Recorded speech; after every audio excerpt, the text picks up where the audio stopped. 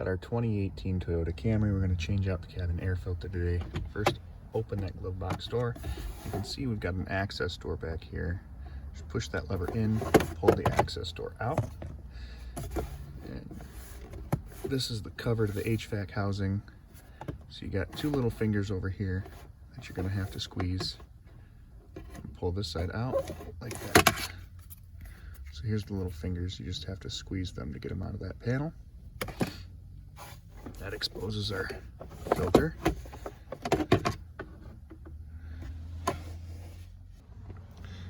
So the filter actually has like a little frame around it, and it's got these retainer tabs on the front and the back. So you're gonna have to get under the filter and pull it up and out. So as you can see, we are ready to change this bad boy. Now, depending on what kind of filter you get, you're either going to see an arrow that says up or airflow with arrows. Now, if you have one that says up, put that in correspondence with whatever up is. But with airflow, we're actually going to want that pointing down because the blower is under the air filter. So when you're putting the new filter in,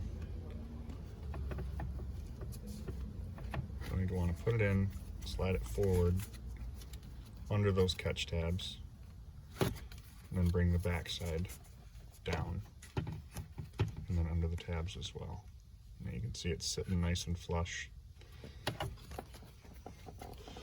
So when you go to reinstall, you can see that the housing says up. So obviously it can only go in one way.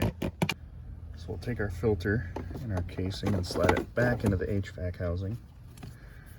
Take this, obviously you can see it says up right there. So you're going to put the fingers in the retainers to the left first, slide it in and push till it clicks into place. Take your panel, reinsert the fingers on the left. You can see the retainers there, go right in there. And just push till it clicks, close it up, you're all set.